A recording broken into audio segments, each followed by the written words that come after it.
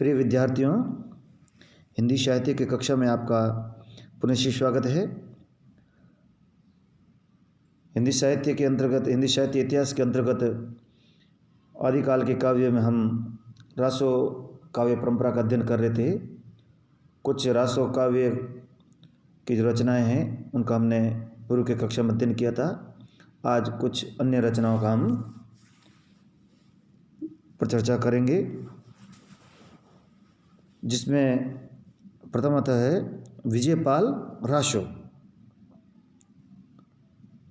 मिश्र बंधुओं ने अपने ग्रंथ मिश्र बंधु विनोद में इस परंपरा की रचना विजयपाल रासो का उल्लेख किया है और इसके रचनाकार माने जाते हैं नरसिंह भट्ट। रचना का नाम है विजयपाल रासो और रचनाकार का नाम है नरसिंह भट्ट। इसका रचना काल 1298 ईस्वी माना जाता है।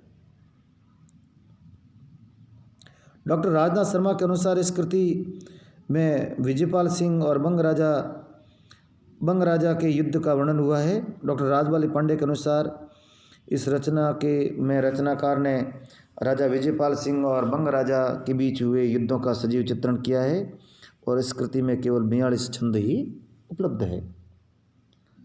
रचनाकार इसके नरसिंह भट्ट है और इस रचना में यदुवंशी राजा विजयपाल सिंह, जिसके नाम पर इसकी रचना का नाम विजयपाल रासो रखा गया है, और विजयपाल सिंह और बंग राजा उनके बीच में जो युद्ध हुए हैं उनका यहाँ पर चित्रण किया गया है और युद्ध का बड़ा ही सजीव चित्रण इसमें किया गया है। और ये भी पूर्ण कृति के रूप में नहीं मिलती है, कुछ ही छंद इसके उपलब्ध हुए हैं। 42 छंद ही इसके उपलब्ध हो पाए हैं, यानी इसकी पूर्ण प्रति प्राप्त नहीं हुई।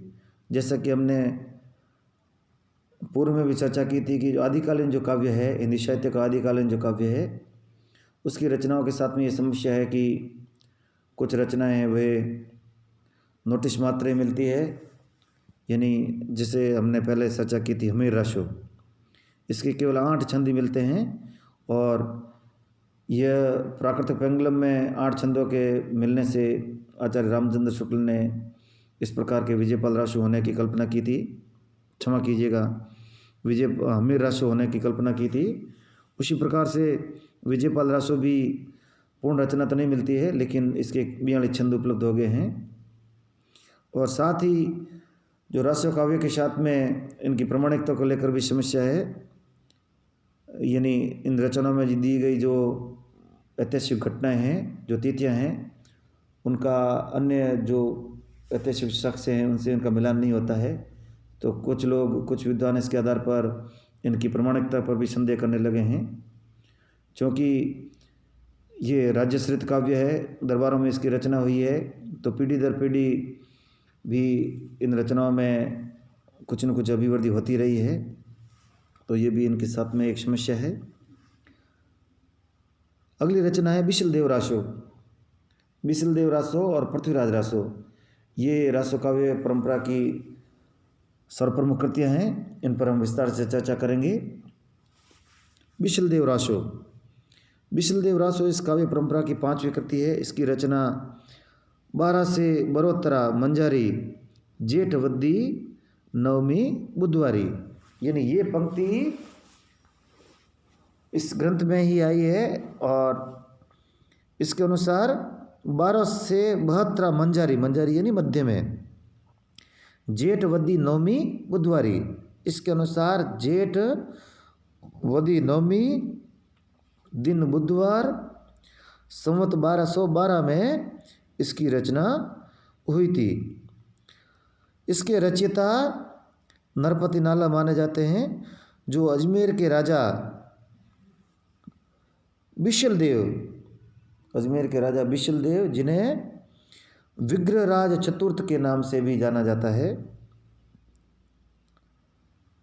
यहाँ पर समकालीन लिखा गया है, समकालीन होके बिशलदेव को ही विग्रहराज चतुर्थ के नाम से जाना जाता है। इसमें अजमेर नरेश विग्रहराज उपनाम बिशलदेव, यानी इनका मूल नाम विग्रहराज था और विशलदेव के नाम ये इनका उपनाम है।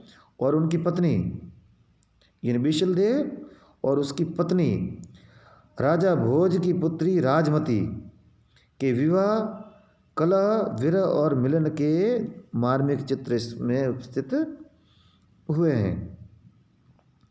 यानी विशलदेव रासो, उनकी जो पत्नी है राजा भोज की पुत्री राजमती, इसके विवाह का इस ग्रंथ में वर्णन है।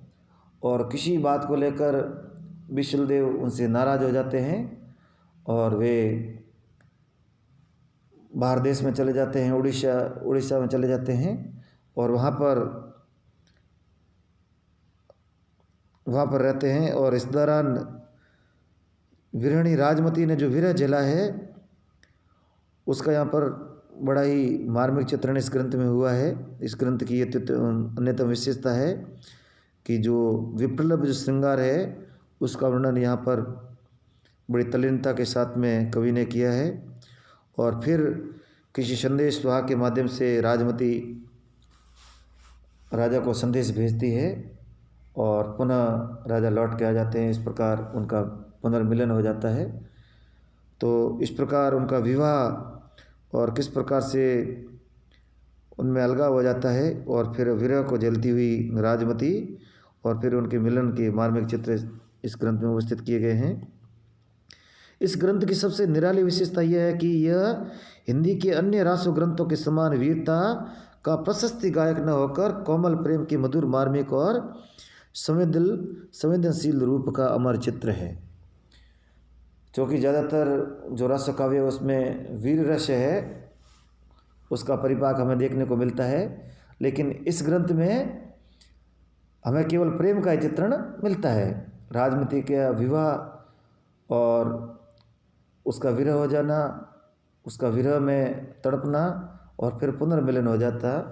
तो इस प्रकार प्रेम का ही ये काव्य है, इसमें वीर रस नहीं है जैसा कि हमें अन्य रासों काव्य में देखने को मिलता है।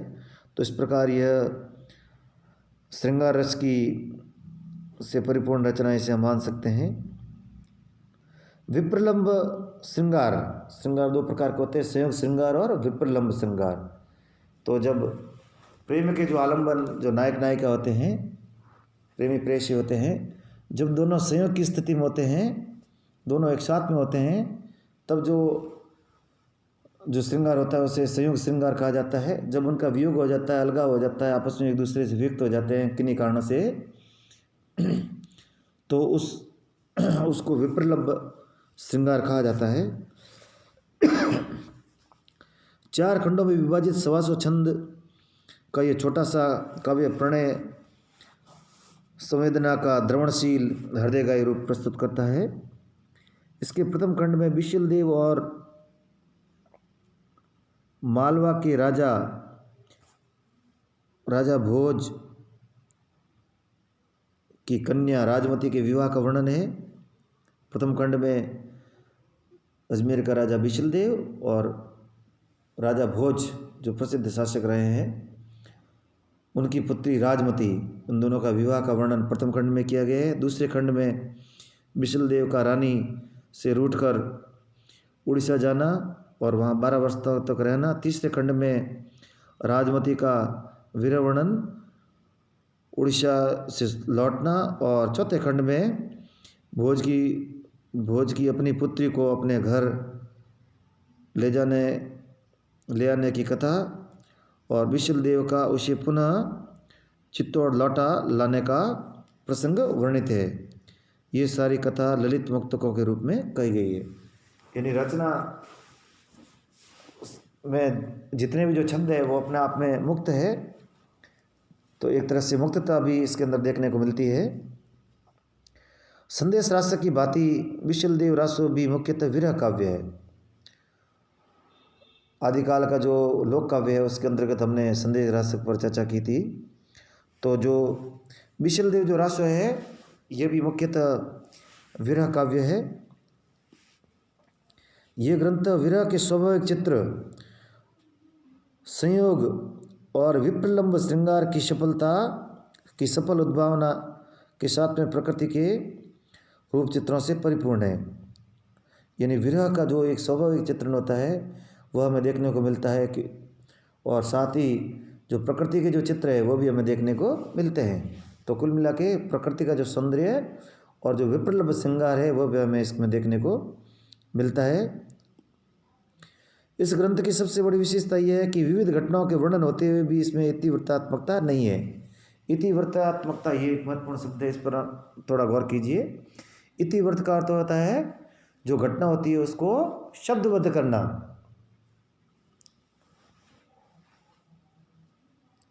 जैसे महाराणा प्रताप और अकबर का युद्ध है, इस प्रकार की जो घटना है, हल्दी घाटी का युद्ध है, उसको यदि यथातथ्यपूर्ण किस प्रकार से उसको यदि प्रस्तुत किया जाता है केवल घटनात्मक रूप से, तो वह इतिवृत्त कहलाएगा।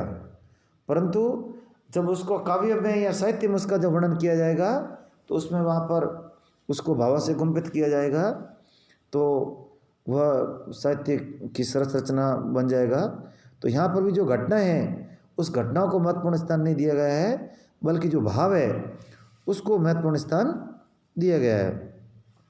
नायिका राजमती का चित्रण बड़ा ही सजीव एवं विलक्षण बन पड़ा है। मध्य युग के समूचे हिंदी साहित्य में जवान की इतनी तेज और मन की इतनी खरी नायिका हमें देखने को नहीं मिलती है। यानी मध्यकाल में जितने भी जो हिंदी साहित्य में रचनाएं देखने को मिलती है उसमें इतनी मतलब वाणी की प्रखर और मन की इतनी खरी नायिका हमें देखने को अन्यत्र देखने को नहीं मिलती है। इस प्रकार जो राजमती का जो चरित्र है इसमें बड़ा ही उदात्तपूर्ण इसका चित्रण किया गया है। इसमें राजा बिसलदेव ने एक दिन राजकीय अभिमान की रौ में कहा कि मेरे समान कोई दूसरा भूपाल नहीं है। रानी राजमती से ये मिथ्याभिमान न सहा गया। उसने कहा कि उड़ीसा का राजा तुमसे धनी है। जिस प्रकार तुम्हारे राज्य में नमक निकलता है उसी तरह उसके घर में हीरों की खानों से हीरा निकलता है। राजा इस पर जल भुन गया और रूठ कर रानी के लाख अनुनय विनय करने पर भी उड़ीसा निकल गया। राजमती जबान की तेज है तो क्या हुआ, आखिर है तो नारी ही। विरह से उसका हृदय विदीर्ण हो जाता है और अपने स्त्री जीवन पर उसे रोना आता है। और महेश परमेश्वर को उलाहना देती हुए कहती है, और ये जो पंक्ति है बड़ी महत्वपूर्ण पंक्ति है इस काव्य की, और नारी जीवन की जो एक व्यथा है, किस प्रकार सामंती जीवन में वह और भी कष्टकारी हो जाती है, उसको यहाँ पर कवि ने बड़े ही मार्मिक ढंग से इसको उपस्थित किया है। कवि कहता है कि अस्त्रीय जन्म काई दिगहु महेश, अवर जन्म धारई धनारे नरेश। कि हे ईश्वर, हे महेश, तूने मुझे स्त्री जन्म क्यों दिया? स्त्री का जन्म तुमने क्यों दिया? देने के लिए तुम्हारे पास और भी अनेक जन्म थे। राज रानी का जन्म देकर यदि मुझे वनखंड की काली कोयल भी बनाया होता और आम और चंपा की डाली पर बैठती, अंगूर और बिजोरी के फल तो खाती। अर्थात एक नारी के रूप में राजमती अपने आप की जीवन को विडम्बना मानती है और परमेश्वर से प्रार्थना करती है कि तूने मुझे एक रानी के रूप में एक नारी का जन्म क्यों दिया? इससे अच्छा होता कि तुम मुझे कोई कोयल या चिड़िया बना देती, तो मैं स्वच्छंद घूमती और वनों में जाकर वनों के फल का आस्वादन करती। वास्तव में राजमती का ये कथन वासनाभूतिमय मध्ययुगीन पुरुष के स्वार्थ और अति कामुकतामयी रसिकता का शिकार बनी हुई मध्ययुगीन नारी की आत्मा का करुण क्रंदन और चित्कार है। इसमें मध्ययुगीन नारी का जो करुण क्रंदन और जो चित्कार हमें सुनाई पड़ती है, साथ ही मध्ययुग का जो सामंती जो पुरुष है किस प्रकार से मिथ्याभिमान से ग्रस्त था, किस प्रकार कामुकता और रसिकता से ग्रस्त था, यह भी कवि ने यहाँ पर चरितार्थ कर दिया, उसको भी यहाँ पर स्पष्ट कर दिया है। राजमती की आत्मा विद्रोहिणी, मन अभिमानी और जबान प्रखर है। राजमती एक विद्रोहिणी नारी है और मन से अभिमानी है और वाणी की बड़ी ही प्रखर है। 12 वर्ष के पश्चात राजा के वापस लौटने पर रानी कैची जैसी जबान ने फिर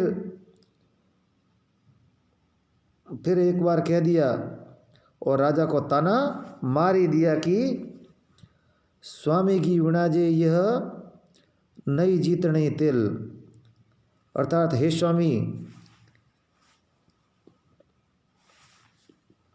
तुमने तो वाणिज्य तो घी का जरूर किया, किंतु स्वयं खाया तेल ही। इतनी सुंदर नारी से विवाह तो किया, किंतु उसके उपभोग का सौभाग्य तुम्हें न मिल सका। अभिव्यक्ति की ताजगी और भावों की तीव्रता के कारण विशल देवराशो लोक जीवन के रंग में रंगी हुई रचना है और राजमती के वियोग वर्णन के लिए कवि ने 12 मासा भी वर्णित किया है और वह अपने आप में अकेला और महत्वपूर्ण है। अन्य रचनाएं उनका हम आगे की कक्षा में अध्ययन करेंगे। धन्यवाद।